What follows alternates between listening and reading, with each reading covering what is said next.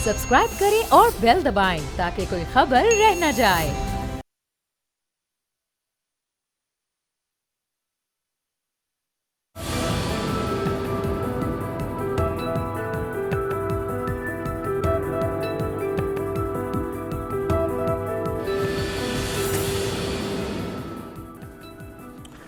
अस्सलाम वालेकुम व्यूअर्स, मैं हूं आपके साथ अमीर अब्बास और आप देख रहे हैं तब्दीली। मौलाना अब्दुल गफूर हैदरी साहब डेप्यूटी चेयरमैन सेनेट रह चुके हैं। अब भी पीडीएम के उम्मीदवार थे डेप्यूटी चेयरमैन सेनेट के लिए, लेकिन हुकूमत के उम्मीदवार से शिकस्त खा गए। सेक्रेटरी जनरल हैं जमीयत उलमा इस्लाम के। कुछ 4 दहाइयों पर मौलाना साहब का सियासी करियर मुश्तमिल है। मेरे साथ मौजूद हैं मौलाना अब्दुल गफूर हैदरी साहब। मौलाना साहब, आपका बहुत शुक्रिया। मौलाना साहब, ये हुआ क्या आपके साथ? आप जीत रहे थे, नंबर आपके पास ज़्यादा थे, आप हार गए इलेक्शन।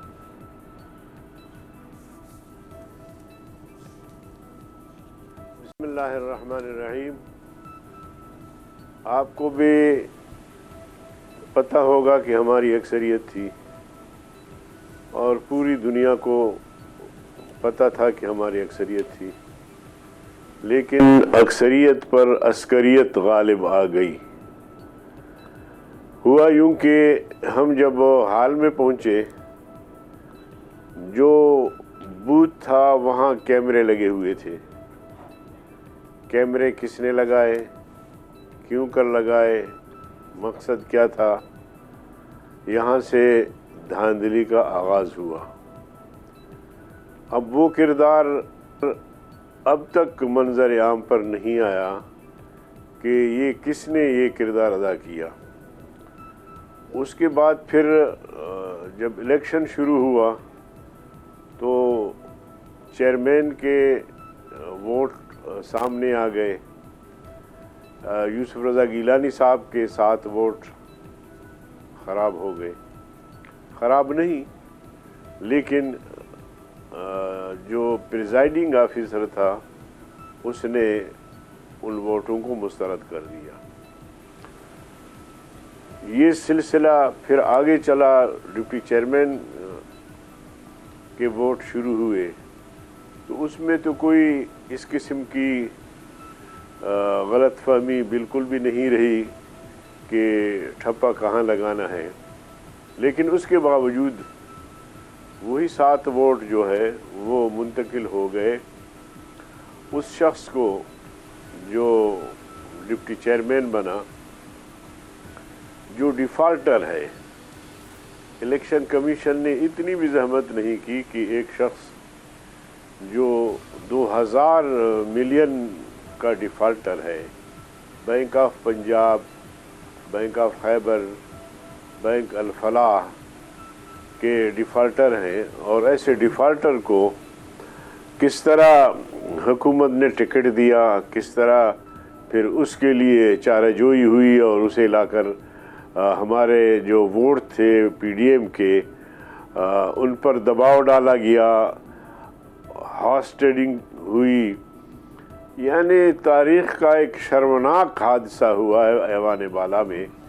और न सिर्फ पाकिस्तान में इसकी बदनामी और इस इदारे की जो एक मुक़द्दस इदारा है मेरे नज़र में उसकी रुसवाई, बल्कि पूरी दुनिया में सही है हमारा मजाक उड़ाया गया कि ये क्या हुआ पाकिस्तान में और ऐवान बाला में। बिल्कुल। तो बहरकैफ अब आगे पीडीएम ने चैलेंज करना है, अदालत में जाना है, इलेक्शन कमीशन में जाना है, ज़रूर हम चाराजोई करेंगे। बिल्कुल। अच्छा मौलाना, इसमें कोई शक नहीं कि आप अक्सरियत में थे और अक्सरियत पर अकलियत गालिब आ गई। जिसके गालिब आने का बज़ाहिरन एक ही इम्कान हमारे मुल्क में होता है, वो हॉर्स ट्रेडिंग है। तो अगर सेनेट में अकलियत अक्सरियत पर गालिब आ जाए तो वो तो हो गई हॉर्स ट्रेडिंग आपके खिलाफ। लेकिन जब कौमी असम्बली में हुकूमत अक्सरियत में थी और पीडीएम अकलियत में थी, वो गालिब आ गई, यूसुफ रज़ा गिलानी जीत गए, तो उधर भी तो फिर हॉर्स ट्रेडिंग मानना पड़ेगी ना। देखिए, आमतौर पे हॉर्स ट्रेडिंग हुकूमत करती है, दबाव हुकूमत डालती है और लोगों के फाइल उनको दिखाती है और उनके वोट जो है ख़रीदती है। अपोजिशन आम तौर पे इस तरह के हरबू में कामयाब नहीं रहती, इसलिए कि उसके पास ताकत नहीं है کسی نے ترغیب پر ووٹ دیا تو ٹھیک ہے، نہیں دیا تو پھر وہاں جو مقابلہ تھا آپ یہ بھی دیکھ لیں کہ ایک طرف سابق وزیر اعظم اور ایک پیر گھرانے سے تعلق رکھنے والے یوسف رضا گیلانی اور اس کی شخصیت، اور ایک طرف IMF کا نمائندہ. میں تو سمجھتا ہوں کہ قومی اسمبلی کے اس الیکشن میں جو سینٹ کا الیکشن ہوا، قومی اسمبلی سمیت پوری قوم نے IMF کے نمائندے کو، جو حکومت کا نمائندہ تھا، اس کو مسترد کر دیا. تو کینڈیڈیٹ کا بھی فرق ہوتا ہے، اور اس حوالے سے انہوں نے بہرحال اپنی ضرور کوشش کی. پھر گیلانی صاحب کا تعلق پنجاب سے تھا، اور پنجاب کے MNA، اس کی شخصیت اور یہ ساری چیزیں جو ہے نا وہ شمار ہوتی ہیں. صحیح ہے. تو اس حوالے سے میں تو سمجھتا ہوں کہ کسی درجے میں وہ ایک بہتر الیکشن تھا. لیکن یہاں تو پوری دنیا نے دیکھا کہ کیمرے کس مقصد کے لیے لگائے گئے، اور پھر اچھا مولانا، آپ خود ڈیپٹی چیئرمین سینٹ رہ چکے ہوئے ہیں. کارروائی بھی نہیں ہوئی، بلکہ اب تک بھی کسی کے خلاف کارروائی نہیں ہوئی کہ کون. مولانا آپ خود رہے ہیں ڈیپٹی چیئرمین سینٹ، یہ کون لگا سکتا ہے؟ یعنی سینٹ ہو، قومی اسمبلی ہو، یہاں پہ کوئی عام آدمی نہیں جا سکتا، بلکہ خاص بھی بغیر اجازت کے داخل نہیں ہو سکتا، اور وہ بھی ایوان کے اندر داخل ہو جائے جہاں پہ بوتھ بنا ہوا ہے. تو یہ کس کے اندر اتنی طاقت یا صلاحیت ہو سکتی ہے؟ اس میں سینٹ سیکریٹریٹ، میں سمجھتا ہوں کہ اس میں سینٹ سیکریٹریٹ ملوث ہو سکتا ہے، کیونکہ سارا انتظام جو ہے وہ ان کے ہاتھ میں تھا.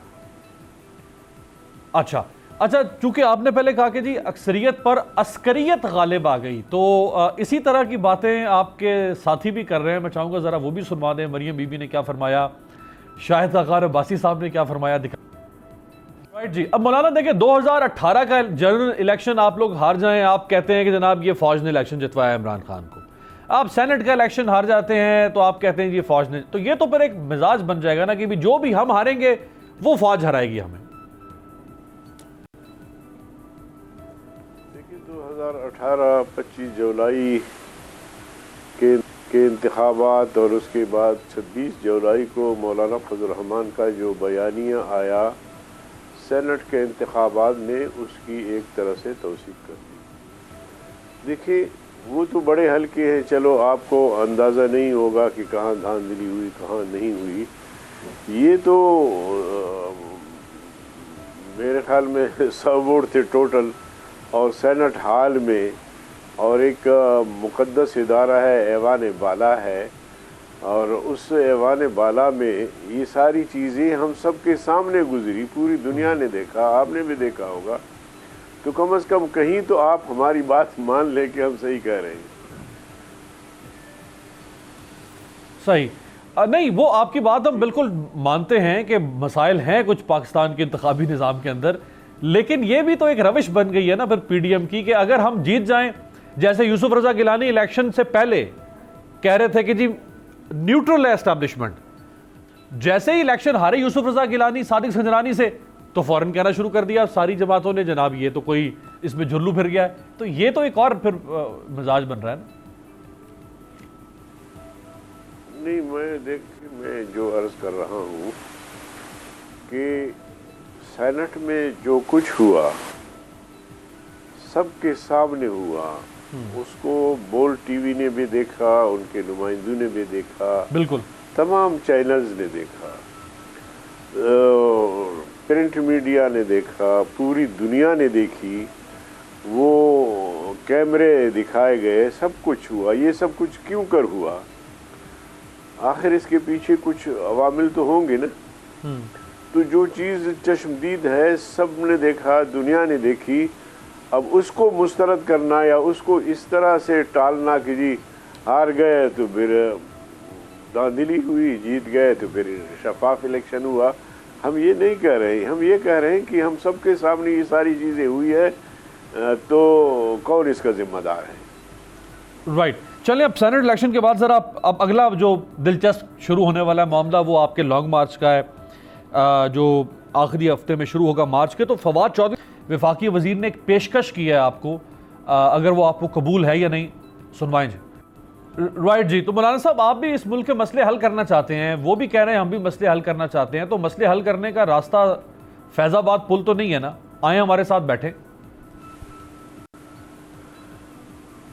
جس حکومت کو جس کے ارکان کو ہم دھاندلی کا پیداوار سمجھتے ہیں اور جنہوں نے 2.5 سال میں اس ملک کو بھکاری بنا دیا، جنہوں نے معیشت کو تباہ و برباد کر دیا، جو ملک کو ڈیفالٹ ہونے تک پہنچایا، ایسے لوگ کس اختیار کے مالک ہیں کہ ہم ان کے ساتھ بیٹھ کے اور ان مسائل کو حل کریں؟ دیکھیے، انہوں نے بڑے بڑے دعوے کیے تھے، 1 کروڑ نوجوانوں کو روزگار فراہم کریں گے اور 50 لاکھ لوگوں کو گھر بنا کے چابیاں ان کے حوالے کریں گے، ڈالر کو نیچے لائیں گے اور روپے کو آسمان کی بلندی تک پہنچائیں گے، اور پاکستان کی معیشت کو اتنا طاقتور بنائیں گے کہ دنیا سے لوگ آ کر یہاں نوکریاں کریں گے، قرضے جلدی ختم کروائیں گے۔ اب آپ مجھے بتائیں کہ ان دعووں میں سے کسی دعوے پر عمل ہوا؟ کوئی میگا پروجیکٹ لے کر آئے، لوگوں کو روزگار فراہم کیے؟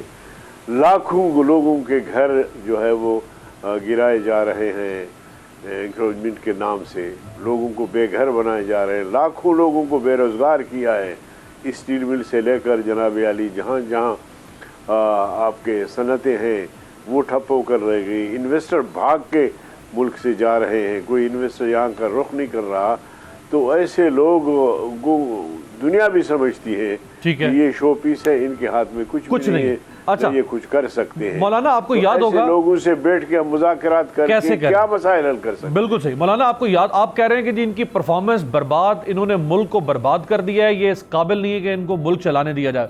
میں آپ کی بات اگر ایک لمحے کے لیے مان لوں تو ذرا 2014 کا جب عمران خان صاحب کا دھرنا تھا، عمران خان بھی کہتے تھے کہ نواز شریف نے ملک کو برباد کر دیا، کنگال کر دیا، تو نواز شریف صاحب کا بڑا مشہور جملہ تھا اس وقت، انہوں نے کہا تھا کہ بھائی ٹھیک ہے اگر میں کچھ غلط کر رہا ہوں گا تو مجھے قوم نے 5 سال دیے ہیں نا، یہ کیا بات ہوئی آپ 1.5 سال کے بعد سڑکوں پہ نکل آئے میرے خلاف؟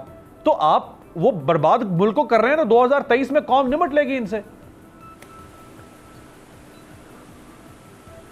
دیکھیے، نواز شریف نے جب اقتدار چھوڑا تو جی ڈی پی گروتھ 5 تھی، جب ان کے ہاتھ میں آیا تو حالیہ جو بجٹ ہے ہمارا، جی ڈی پی گروتھ 0.4 تھا۔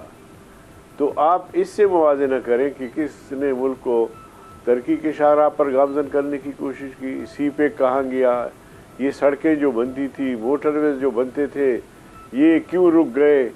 یہ سارا کچھ آپ اور دنیا دیکھ رہی ہے کہ اس حکومت کی وجہ سے یہ ساری چیزیں ٹھپ ہو کر رہ گئی۔ صلاحیت ہی نہیں ہے، کوئی ویژن ہی نہیں ہے کہ یہ کوئی ایسا ویژن دے دیں قوم کو، ایسا سوچ دے دے اور اس پر عمل کریں۔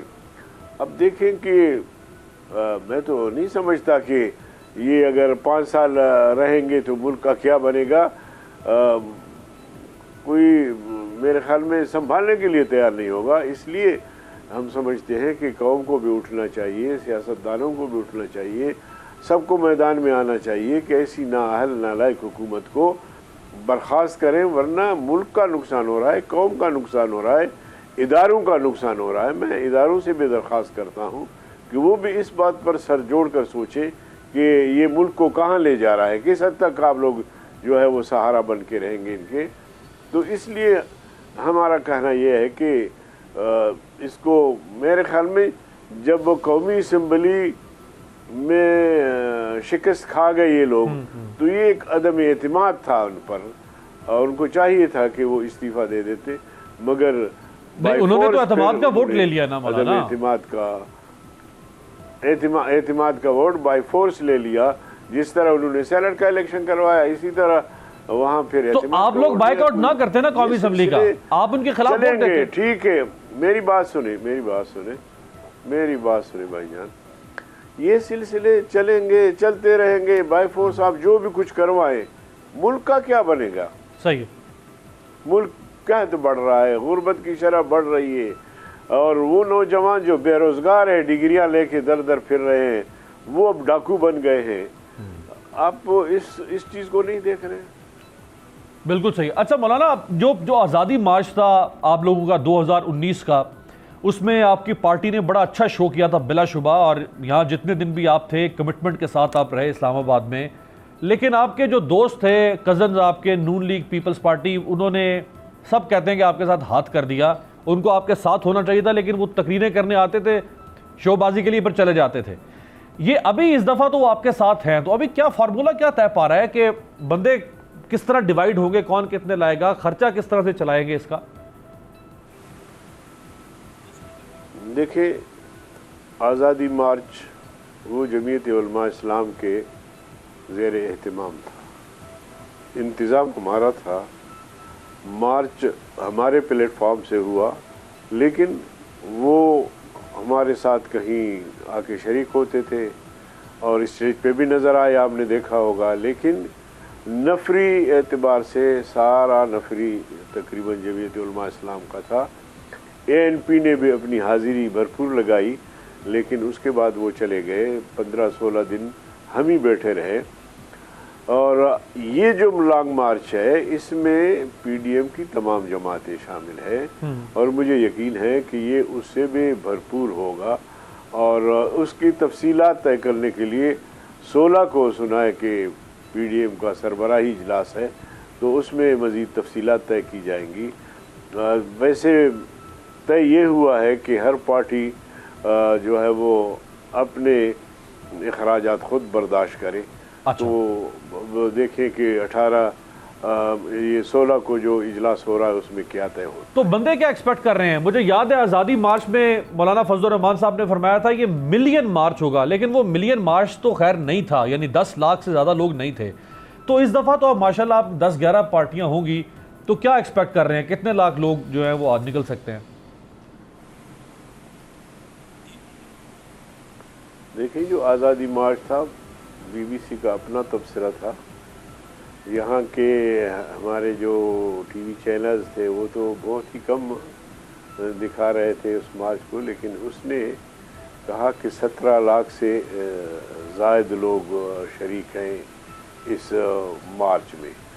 تو اگر جمعیت علماء اسلام کے پلیٹ فارم سے 17-18 لاکھ لوگ جمع ہوتے ہیں، تو پھر 20-25 لاکھ تو ہونی چاہیے. اب ہر پارٹی ظاہر ہے کہ اپنی حیثیت کے مطابق قوت آزمائی کرے گی اور اس ملین مارچ کو زیادہ مؤثر بنانے کی بھرپور کوشش کرے گی. مولانا عمران خان صاحب کے ساتھ کو 2-2.5 لاکھ لوگ تھے میکسیمم، جب طاہر القادری صاحب بھی ساتھ تھے، PMLQ بھی ساتھ تھی. تو خوف کرو، 2-2.5 لاکھ کہاں تھے اللہ کے بندے. نہیں، میں ان کے کوٹ کر رہا ہوں، میں ان کا کوٹ کر رہا ہوں جو وہ دعویٰ کرتے ہیں. میں ان کا کوٹ کر رہا ہوں جو وہ دعویٰ کرتے ہیں کہ ہمارے ساتھ اتنے لوگ تھے. تو نواز شریف صاحب کے اعصاب جو ہیں وہ جواب دے رہے تھے. ابھی اگر آپ کے ساتھ 25 لاکھ لوگ آ جاتے ہیں تو پھر تو گیا کام، عمران خان صاحب کا کام ہو گیا. پھر تو ہم تو پارلیمنٹ کے سامنے تھے، روزانہ دیکھتے. جی میں کہہ رہا ہوں اگر 25 لاکھ لوگ، کیا بنا آپ کا؟ میں نے کہا مولانا اگر 25 لاکھ، وہ کہتے ہیں عمران خان کہتے ہیں میرے پاس 2-2.5 لاکھ لوگ تھے، میں نے حکومت ہلا دی تھی. اگر آپ کے ساتھ 20-25 لاکھ لوگ واقعی نکل آتے ہیں تو عمران خان صاحب تو گئے پھر 30 تاریخ کو فارغ. وہ تو جائے گا انشاءاللہ. لیکن اگر وہ لانگ مارچ کے نتیجے میں انشاءاللہ اس کی چھٹی ہوگی. لیکن اگر آپ نے لانگ مارچ کیا اور لانگ مارچ کے کچھ دن کے بعد 2-4 دن یا ہفتے کے بعد آپ اٹھ کے چلے گئے تو وہ جو پریشر ہے عمران خان پہ وہ تو ختم ہو جائے گا. بلکہ وہ جو کہتے ہیں نا کہ اب کے مار وہ دراصل وہ JHQ کے سامنے وہاں چائے بھی پینی ہے ہم نے نا. جا رہے ہیں آپ؟ پکی بات ہے. ہم نے چائے بھی پینی ہے ہم نے. انہوں نے آپ کو پہلے پیشکش کر دی ہوئی ہے کہ ہمیں چائے پلانی آتی ہے، چائے پلائیں گے. ہمارے فوج کے ترجمان نے کہا ہے کہ میں مولانا صاحب کو اور شرکاء کو چائے پلاؤں گا، پیسٹری پیش کروں گا. تو ظاہر ہے چائے پینے تو جائیں گے نا. نہیں تو آپ قائدین جائیں گے صرف چائے پینے کے لیے یا لوگ بھی لے کے جائیں گے؟ جتنے لوگوں کو وہ چائے پلا سکتے ہیں سب جائیں گے. چلیں، بہت بہت شکریہ مولانا عبدالغفور حیدری صاحب، سیکرٹری جنرل جمعیت علماء پاکستان. انشاءاللہ مولانا صاحب کو دوبارہ زحمت دیں گے جب 26 کا مارچ شروع ہوگا اور 30 کو مارچ پہنچے گا. اسلام آباد میں ساری جماعتیں ساتھ ہوں گی. بلا شبہ یہ ایک ایسی پولیٹیکل ایکٹیویٹی ہوگی جس کو نظر انداز نہیں کیا جا سکتا. اس کا تبصرہ اس وقت ہوگا کہ یہ کتنی بڑی ایکٹیویٹی ہے, لیکن بہرحال یہ ہماری کانٹمپریری پالیٹکس کے اندر ایک بڑی پولیٹیکل ماس موومنٹ جو ہے وہ شروع ہونے جا رہی ہے. ایک بریک پہ جاتے ہیں, بریک کے بعد واپس آئیں گے تو ہمارے ساتھ ہوں گے معاون خصوصی برائے وزیر اعظم ڈاکٹر فیصل سلطان صاحب. ان سے بات کریں گے کورونا کی صورتحال پر.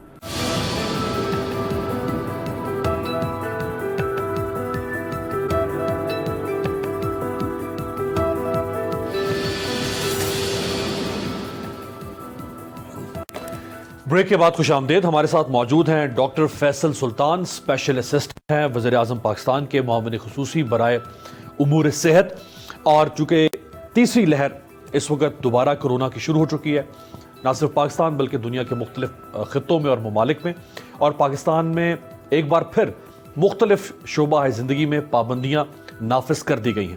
تو ڈاکٹر صاحب سے آغاز کرتے ہیں. سب سے پہلے تو جو ویکسین ہے اس کے اوپر بات کرتے ہیں. ڈاکٹر صاحب, یہ ایک تو ایسٹرازینیکا ہے, ایک سائنو فارم ہے, ایک سپوٹنک ہے شاید جو روس کی ویکسین ہے. تو سب سے پہلے یہ بتائے گا کہ کتنی قسم کی ویکسین ہے جو پاکستان میں اس وقت آ رہی ہیں, گورنمنٹ کون سی ویکسین امپورٹ کر رہی ہے, پرائیویٹ سیکٹر کون سی ویکسین امپورٹ کر رہا ہے؟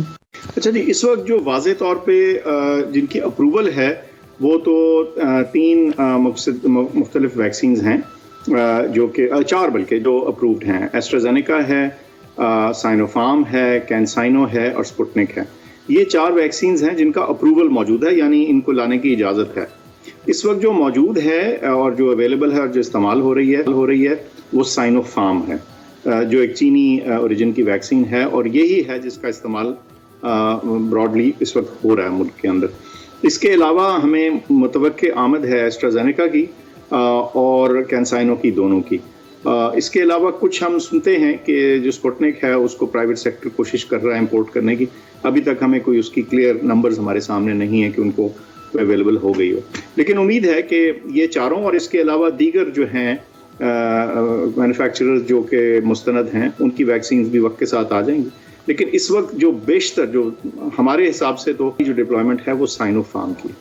اچھا, جو گورنمنٹ امپورٹ کر رہی ہے, گورنمنٹ کو یہ ڈونیشن مل رہی ہے مختلف ممالک کی طرف سے, جیسے چائنا کی ہے, اگر سائنو فارم تو چائنا نے ڈونیٹ کی ہے ویکسین پاکستان کو, یا گورنمنٹ جو امپورٹ کر رہی ہے وہ پیمنٹ کر کے امپورٹ کر رہی ہے؟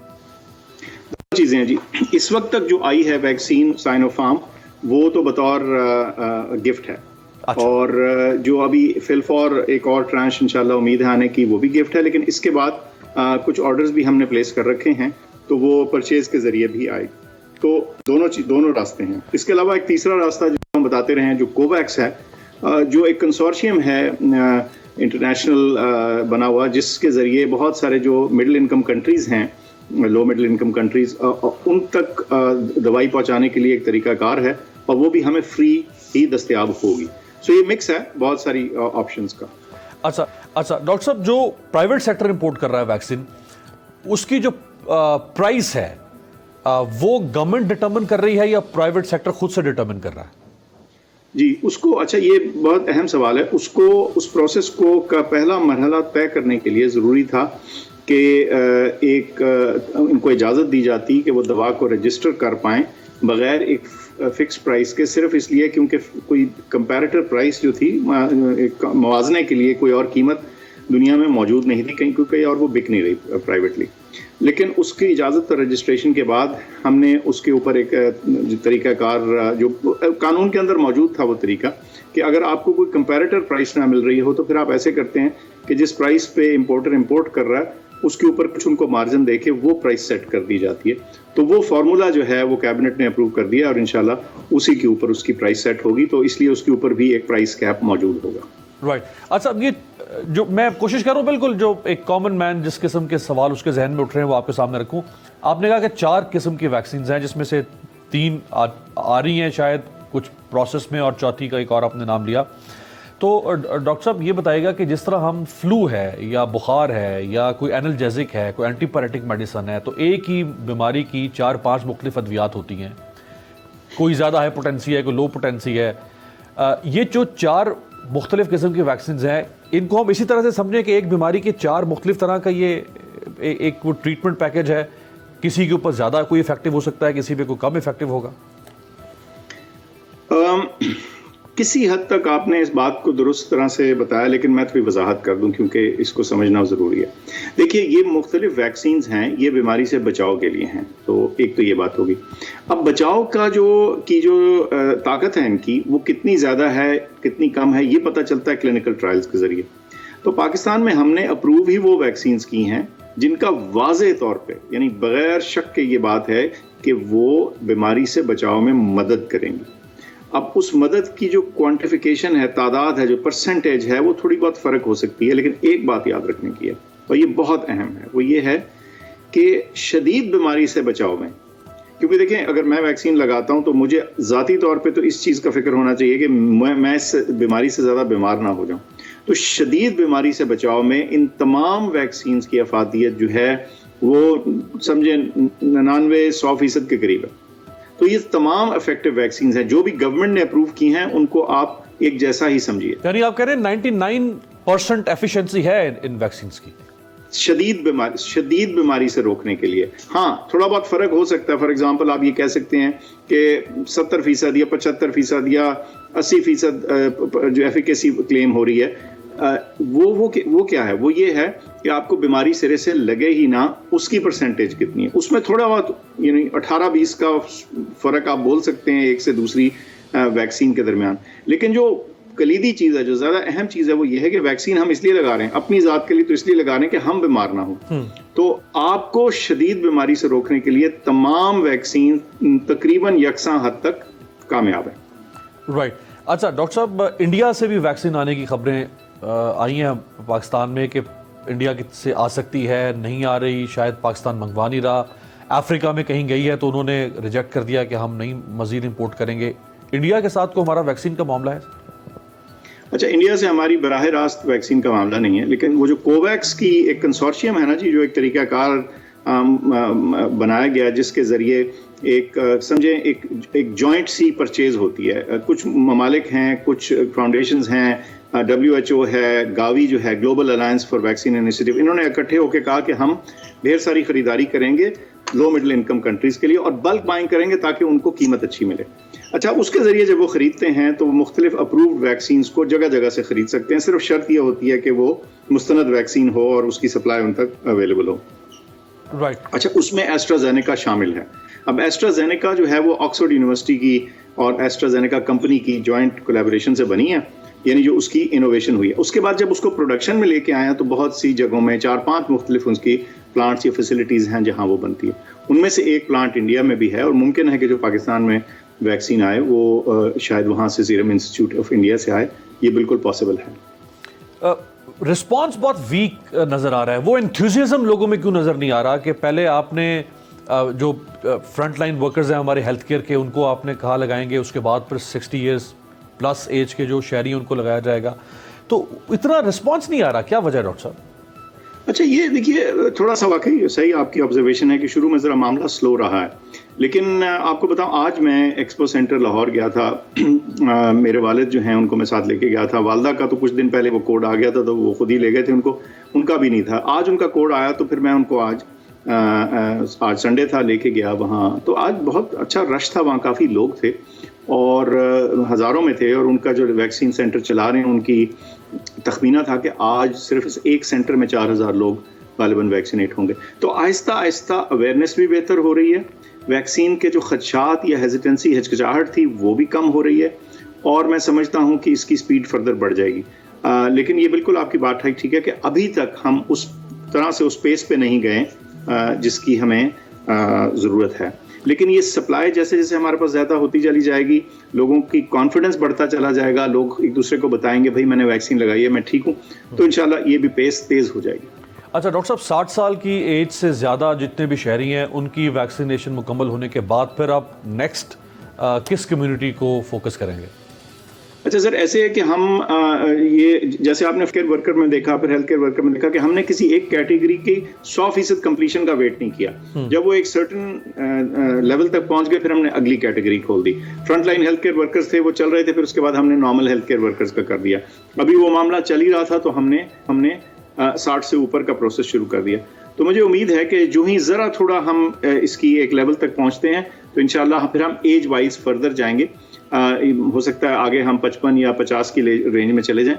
لیکن جو اہم چیز ہے کہ اس کے علاوہ ہم تھوڑا سیکٹرز کو بھی دیکھنے کی کوشش کر رہے ہیں کہ جہاں بیماری کا زور زیادہ ہو, تھوڑا سا سیکٹر وائز ڈپلائمنٹ, یا ممکن ہے وہ شہر یا وہ علاقے یا ڈسٹرکٹس جہاں بیماری کی جو زور ہے وہ زیادہ ہے, اس کو توڑنے کے لیے ادھر تھوڑی سی پرائرٹائزیشن کی جائے. اس چیز کی تھوڑی تیاری ہم نے کر رکھی ہے, لیکن جو ہی میں اگلے ہفتے 10 دن میں آپ اگلا مرحلہ بھی انشاءاللہ دیکھیں گے. رائٹ, ایک بریک شامل کرتے ہیں, بریک کے بعد واپس آتے ہیں. ڈاکٹر فیصل سلطان.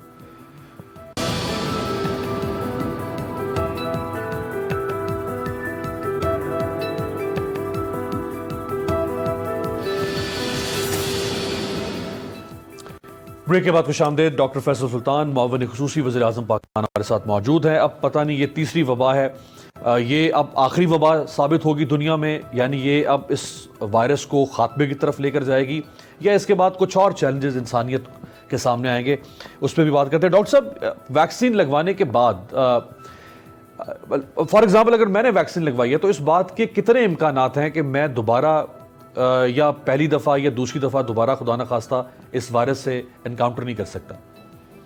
اچھا, اگر آپ نے مثال کے طور پہ ایک ایسی ویکسین ہے جس کی 2 ڈوزز ہیں, آپ نے وہ دونوں ڈوزز لگوا لی ہیں, تو اور اس کے بعد 2 ہفتے 3 ہفتے گزر چکے ہیں, تو کبھی امید ہے. اور کبھی امید سے میری کیا مراد ہے, یہ ویکسین کی ایفیکیسی سے ہم ڈرائیو کر رہے ہیں, تو تقریباً 70 سے 85% کے درمیان کی رینج ہے کہ آپ کو بالکل دوسری دفعہ یا پہلی دفعہ یہ نہیں ویکسین جراثیم جو ہے اٹیک کر پائے گا. اچھا, یہ ویکسین کی جو ایفیکیسی ہے نا اس حوالے سے کہ آپ کو بالکل دوسری انفیکشن نہ ہو, یہ 100% تقریباً نہیں ہوتی. اس میں تھوڑا بہت ایرر, تھوڑا بہت چانس رہتا ہے کہ بیماری جو ہے وہ کبھی آ سکے. لیکن جیسے میں نے بتایا کہ زیادہ جو خطرناک صورتحال ہے بیماری کی, اس سے تقریباً سب لوگ بچے رہتے ہیں.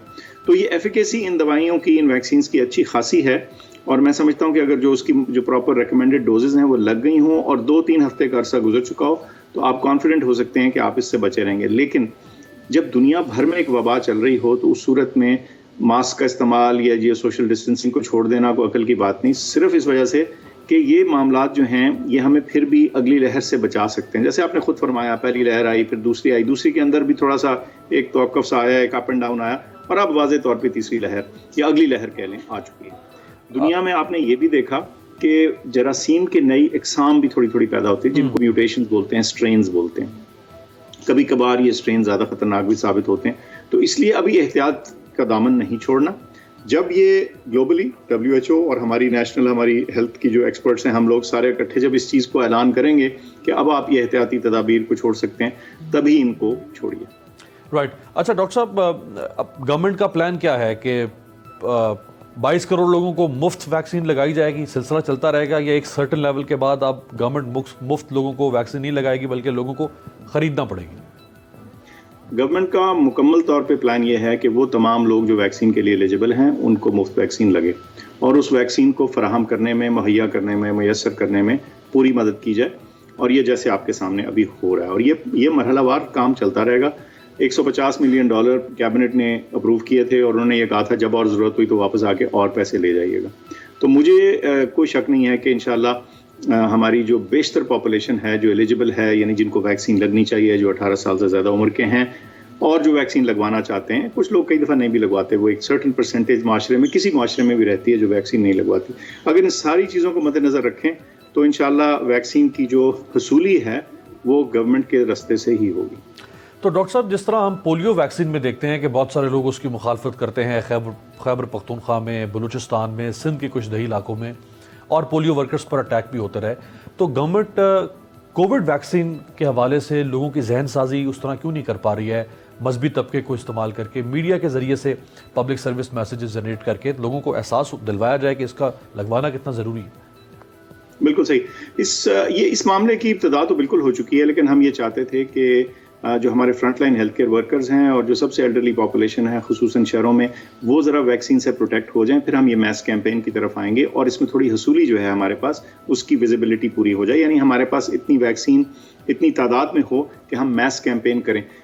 بڑی کیمپین کرنے کا اور پھر رش پڑ جانے کا, اور خدا نخواستہ ویکسین کی ڈوزز کم پڑ جائیں, تو یہ کوئی اچھی صورتحال نہیں ہوگی. تو اس کو تھوڑا پلاننگ اور ایک تھوڑا سٹیپ وائز کر رہے ہیں. اب یہ چند دنوں میں آپ دیکھیں گے کہ جو ہماری بڑی کیمپین ہے انشاءاللہ وہ لانچ ہوگی, اور بالکل آپ کی بات 100% ٹھیک ہے کہ ہم اس ویکسین کو کسی صورت نہیں چاہتے کہ یہ متنازع ہو، اس سے ہمارے لوگوں کی جانیں بچیں گی. اور بہرحال اس میں کوئی سائنسی ہمیں شک و شبہ نہیں ہے. اور میں بار بار ذکر کرتا ہوں ذاتیات پہ کبھی نہیں آنا چاہیے، لیکن میں نے بتایا میں نے خود بھی ویکسین لگوائی اور اپنی والدہ کو لگوائی، اپنے پیرنٹس کو بھی لگوائی. اچھا ڈاکٹر صاحب، بہت سارے لوگوں کے ذہن میں یہ بھی سوال ہے کہ یہ ویکسین کے ذریعے سے انسان نے ایک پروٹیکٹیو شیلڈ تو اپنے اوپر چڑھا لی، لیکن کیا یہ جو وائرس ہے، جیسے پولیو وائرس موجود ہے، بھلے اس دنیا میں بہت محفوظ ہو چکا ہے معاشرہ، لیکن وائرس موجود ہے کہیں نہ کہیں. ویکسین کے آنے کے باوجود جب پوری دنیا میں 7.5 ارب لوگ ویکسین لگوا لیں گے تو یہ وائرس موجود رہے گا یا وائرس بھی ختم ہو سکتا ہے؟ اچھا، اب ہم نا مفروضوں کی ایک ڈومین میں آنا شروع ہو گئے، کیونکہ سائنسی طور پہ کچھ چیزیں ایسی آپ پوچھ رہے ہیں، بڑی سوفسٹیکیٹڈ پوچھ رہے ہیں، جن کا واضح طور پہ جواب دینا ناممکن ہے. لیکن یہ بتا دوں کہ جب آپ ویکسین کر دیتے ہیں ایک لارج انف پاپولیشن کو، اور یہ بڑی اہم شرط ہے، اور اس جراثیم کا جو نیچرل ہوسٹ ہے وہ صرف اگر انسان ہیں، تو پھر ایک پوائنٹ کے بعد امیونٹی کمیونٹی لیول پہ آ جاتی ہے اور وہ وائرس جو ہے معاشرے سے ختم ہو جاتا ہے، یا افیکٹولی ختم ہو جاتا ہے، پھیلنے کی اس کی قابلیت ختم ہو جاتی ہے. تو میں سمجھتا ہوں کہ اگر بہت کوئی خراب اسٹرین نہیں آتا اور دنیا کی بیشتر پاپولیشن ویکسینیٹ ہو جاتی ہے، اور اس پروسیس کو 1-2 لگ جائیں گے کیونکہ بہت غریب ممالک ہیں جہاں ابھی ویکسین کو مشکل شروع ہوئی ہے، تو یہ اگر صورتحال ہو جاتی ہے کہ زیادہ تر پاپولیشن دنیا کی ویکسینیٹ ہو چکتی ہے اور کوئی خدا نخواستہ نئی اس کی حیت یا شکل نہیں آتی، تو انشاءاللہ پھر ہم ایک دن آئے گا جب ہم یہ کہنے کے قابل ہوں گے کہ ہاں یہ وبا جو ہے، اس کورونا وائرس 19 جو تھی، یہ اب اپنے جسے کہتے ہیں اختتام کو جا رہی ہے. تو لیکن یہ ابھی وقت دور ہے میرے حساب سے. رائٹ. ڈاکٹر صاحب آخر میں ذرا جو ریسٹرکشنز ابھی آپ نے امپوز کی ہے نئی، اس کے اوپر اگر آپ لوگوں کو بتا سکیں کہ کن کن سیکٹرز کو آپ نے کرٹیل کرنے کا کہا ہے، یا وہاں پہ جو گیدرنگ ہے یا پیپل ٹو پیپل کانٹیکٹ ہے اس کو ریڈیوس کیا. اچھا، بہت شکریہ جی اس سوال کے پوچھنے کا، کیونکہ کئی دفعہ ہم اس بات کو ویکسین کی گفتگو میں کئی دفعہ یہ پیچھے رہ جاتا ہے، لیکن یہ بڑا اہم سوال ہے اور میں شکر گزار ہوں کہ آپ نے اس کے اوپر توجہ دلوائی. سب سے پہلے تو یہ کہ یہ جو فیصلہ ہے کہ کس سیکٹر کو یا کس ایکٹیویٹی کو ریسٹرکٹ کرنا ہے یا تھوڑا کرٹیل کرنا ہے، یہ ہم بالکل ایسے نہیں ہے کہ بغیر سوچے دیتے ہیں. بہت کوشش کرتے ہیں تمام اعداد و شمار کو دیکھ کے، تمام ٹرینڈز کو دیکھ کے، کہ آخر وہ کون سی چیزیں ہیں جن کے ذریعے یہ زیادہ پھیلنے کا چانس ہے. اور وہ تمام چیزیں جو ایک بند کمرے میں ہیں، جہاں ہر رش زیادہ ہے، زیادہ لوگ ہیں، تو جب آپ اس طرح سے اس کو دیکھتے ہیں تو ہمیں جو اسکول ہیں، اپنے جو تعلیمی ادارے ہیں، ان کی طرف نظر دوڑانی پڑی، خاص طور پہ پنجاب میں جہاں اس کی شرح پازیٹیوٹی کی 10 سے تجاوز کر گئی ہے، کم از کم کل کی تو 10% سے زیادہ تھی. اب بات یہ ہے کہ ایسی صورتحال میں آپ ٹارگٹ کرتے ہیں سب سے زیادہ رسک والی سچویشن کو، تو اسکولوں اور کالجوں کے علاوہ جو ڈائننگ تھی، یہ جو ریسٹورینٹس ہیں بند جگہوں میں ہوتے ہیں، ماسک بھی نہیں پہن سکتے، آپ کھانا کھا رہے ہیں ماسک کیسے پہنیں گے، وینٹیلیشن بھی اتنی نہیں ہوتی ہمارے یہاں. تو یہ ایک اور سیکٹر تھا جس کو کہ ہم نے منع کیا. پھر شادیاں، دیکھیے ہم شادی ایک کسی بھی معاشرے کا بڑا اہم حصہ ہے اور ہم اس کو سیلیبریٹ بھی کرتے ہیں، ہمارے لیے ایک بڑا خوشی کا موقع بھی ہوتا ہے، لیکن جو اس میں تعداد ہے لوگوں کی، خاص طور پہ بند جگہوں میں، وہ ایک رسک بن رہی تھی. تو اس کو بھی ریسٹرکٹ کیا ہے کہ اوپن ایئر میں کریں اور تھوڑے لوگوں کے ساتھ کریں. کچھ مارکیٹ ٹائمنگز کو بھی ریسٹرکٹ کیا. تو اور تھوڑا سا ہم نے پروونسز کو اور ڈسٹرکٹس کو انڈیویجول ان کی فلیکسیبلٹی بھی دی ہے کہ جہاں وہ چاہیں کہ اضافی کچھ سٹیپس وہ لینا چاہیں تو بھی وہ لے سکتے ہیں. اور یہی اعداد و شمار انشاءاللہ اگلے ہفتے 10 دن میں دیکھیں گے کہاں کو جا رہے ہیں، اور اس کے مطابق پھر ان کو اگر کچھ ایزنگ کا یا آسانی کی صورت بھی پیدا ہو سکتی ہے تو وہ بھی کریں. رائٹ. آخری سوال ڈاکٹر صاحب، آپ نے جب سے چارج سنبھالا اس منسٹری کا تو آپ کو سب سے بڑا چیلنج یہی آپ کے سامنے کھڑا تھا کہ آپ کووڈ سے پاکستان کو کیسے بچا سکتے ہیں. آپ کے جو پریڈیسیسر تھے ڈاکٹر ظفر مرزا صاحب، ان کا بھی آدھا سے زیادہ ٹینیور اسی جنگ میں گزر گیا، اور ان سے پہلے جو تھے کیانی صاحب، ان کے سامنے خیر ایسے حالات نہیں تھے. تو اللہ کرے کہ اس مصیبت سے ہماری جان چھوٹ جائے. لیکن آپ کے اوپر جو اصل ذمہ داری تھی وہ یہ ذمہ داری ہے کہ عمران خان صاحب کا جو ہیلتھ کیئر سسٹم اور جو ہیلتھ ریفارمز اور صحت جو عمران خان صاحب کہتے رہے، جو ان کے مینیفیسٹو کے ٹاپ 5 ان میں پوائنٹس میں ہیں، بلٹ پوائنٹس میں، اس کے اوپر اب آگے کیا کرنے جا رہے ہیں آپ؟ اچھا جی، یہ تو چیزیں آپ نے بتائیں جو ارجنٹ اور امپورٹنٹ تھی. ڈاکٹر ظفر اور میرے واقعی دونوں کے ٹینیورز میں ایک میجر چیلنج یہ رہا ہے، لیکن ساتھ ساتھ انہوں نے بھی اور میں نے بھی 2 اور 3 ایسے ڈائریکشن پہ کام کرنے کی کوشش کی ہے جو زیادہ اسٹریٹجک ہے اور جو ہیلتھ ریفارم کی اصل روح اور جڑ تک جاتے ہیں. اس میں ایک یہ جو ہیلتھ کیئر کی یونیورسل رسائی ہے، ہر ایک کے لیے ہیلتھ کیئر پہنچنا. خطرناک بیماریوں سے جو لوگ دیوالیہ ہو جاتے ہیں تو یہ صحت کارڈ والا جو پروگرام ہے اس کی ایکسپینشن ایک بہت میجر حصہ رہا ہے اور ابھی بھی چل رہا ہے. انشاءاللہ پنجاب نے اناؤنس کر دیا ہے کہ اس سال کے آخر تک پنجاب بھر میں کر دیں گے، کے پی نے کر دیا، ہم باقی پروونسز کے ساتھ بھی بات چیت کریں گے، تقریباً ہر جگہ یہ ہو جائے. دوسرا جو ہمارے پرائمری ہیلتھ کیئر کے اندر انٹرونشنز ہیں، جو یہ وہ DCP3 پروگرام جس کا لوگ ذکر کرتے ہیں، جس میں چھوٹی چھوٹی انٹرونشنز ہیں جس سے صحت عامہ کو فرق پڑتا ہے، اس پروگرام کو ہم نے آگے لے کے چلنا ہے اور اس کے لیے فنڈنگ ڈھونڈنی ہے اور کنونس کرنا ہے سب کو کہ اس کو سپورٹ کریں. تیسرا یہ جو بڑے ہمارے ادارے ہیں، بڑے میجر ٹیچنگ ہاسپٹلز ہیں، ان کی فنکشننگ میں ایک بہتری لانے کی کوشش کرنی ہے اور اس کے لیے وہ MTI ایکٹ آئی ہے. اس میں تھوڑا بہت بے وجہ تنازع بھی پیدا ہوا لیکن اس کو بھی ہم نے ریزالو کیا اور انشاءاللہ اس کو آگے لے کے چلیں گے. اس کے بعد جو یہ ریگولیٹرز ہیں، میڈیکل کے، نرسنگ کے، ڈرگ کے ریگولیٹر ہیں، ان کی جسے کہتے ہیں اصلاح اور بہتری جو تھی ضروری تھی، PMC ہو چکی ہے، وہ اپنا کام کر رہی ہے انشاءاللہ اور باقی جو ہیں انشاءاللہ آگے آ رہے ہیں. آخر میں یہ بیماریاں جو موجود ہیں، پریونٹیبل ڈیزیزز، ہر دفعہ اب نئی بیماری کے لیے کوئی NCOC تو نہیں بن سکتا، اس لیے ایک پرماننٹ نظام جو ہے جس کے ذریعے ہم یہ CDC پاکستان بنا رہے ہیں، نیشنل ہیلتھ ڈیٹا سینٹر بنا رہے ہیں تاکہ ایک بالکل مربوط طریقے سے یہ لے کر آگے چلیں. زبردست، بہت زبردست سر. اس پہ انشاءاللہ ایک اور نشست آپ کے ساتھ رکھیں گے آگے چل کے، پورا پرائم منسٹر کا جو ہیلتھ کیئر کا پیکیج ہے اس پہ بات کریں گے. بہت شکریہ ڈاکٹر فیصل سلطان صاحب ہمارے ساتھ موجود تھے. آپ سے ملاقات ہے، دیکھتے رہیے گا تبدیلی.